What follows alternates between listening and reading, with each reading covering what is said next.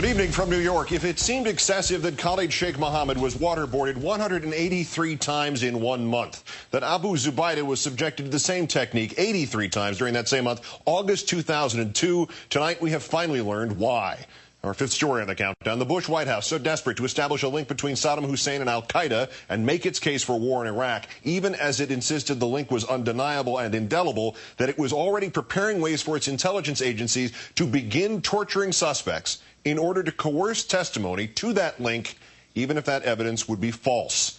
President Obama having left the door open to the possible prosecution of Bush administration officials who drafted and approved the torture of detainees. A new report from the Senate Armed Services Committee and its chair, Carl Levin, showing him just how high up the ladder culpability might reach. The Levin report revealing that in the first 8 months of 2002, the administration's program was being developed in consultation with the highest levels of the Bush White House. The goal to produce evidence of that supposed link between Iraq and al-Qaeda. Something, anything.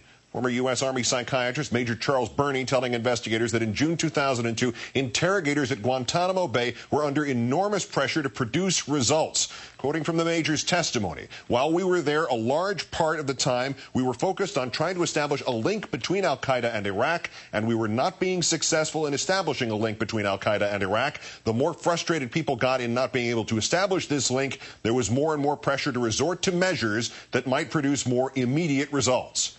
June 2002. The Levin report revealing that military and intelligence officials have been exploring ways to break al-Qaeda and Taliban detainees many months before Justice Department lawyers issued their first memos justifying waterboarding and the other means of torture. June 2002, the same month that an FBI special agent walked out of an interrogation session of Abu Zubaydah because that agent disapproved of the techniques being used. FBI Director Mueller ultimately concluding that no FBI employees were ever to participate in CIA interrogations. On April 16, 2002, just a couple of weeks after Abu Zubaydah was captured, the report stating that a military psychologist named Dr. Bruce Jessen circulated a draft exploitation plan to senior officials at the agency. That draft exploitation plan, described by New Yorker reporter Jane Mayer, who's written about Dr. Jessen's partner James Mitchell as, quote, a blueprint for cruelly coercive interrogations based on torture methods used by Chinese communist forces during the Korean War. The very same techniques that infamously produced false confessions from American GIs during that conflict. How exactly did we get from Chairman Mao's China to W's Gitmo? The military division that the Bush administration turned to devise its torture methods, the SERE unit. The same division that trains American soldiers to withstand any methods that might be inflicted upon them, should they ever be captured by regimes that do not abide by the Geneva Conventions. None of this, however, was revealed to top CIA, cabinet, or congressional officials when they were asked to approve the Bush administration's new methods of interrogation. Former CIA official telling the New York Times that the process was, quote, a perfect storm of ignorance and enthusiasm.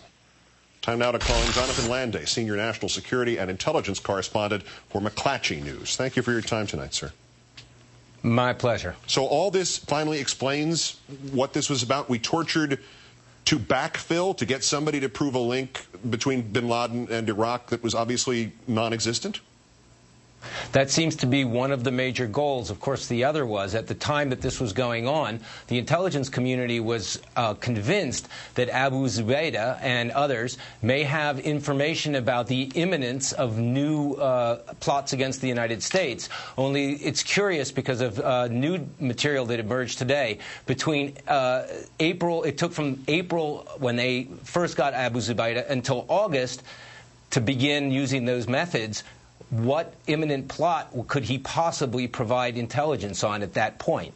But yes, absolutely. There appears to be an attempt that was going on, not just to get that kind of information, but to, as you point, backfill their contention that there was an operational link between al-Qaeda and Saddam Hussein's regime. There's something else extraordinary about this timeline as the Levin report presents it. If Abu Zubaydah was detained in March 2002 and now Judge Bybee did not issue his first of the Justice Department memos until August 2002, we know that the FBI special agent who walked out in protest of Zubaydah's interrogation, that was in June of 2002. That's between those two times. Does that not raise another question here, whether or not some torture occurred before the first memo justifying torture was written?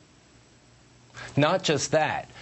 We know from the Levin report that the first inquiry that was made to this agency that taught these methods, that used these methods to teach American servicemen how to resist giving up information, received their first phone call from a senior administration official, that would have been a senior lawyer in the Pentagon, in December of 2001.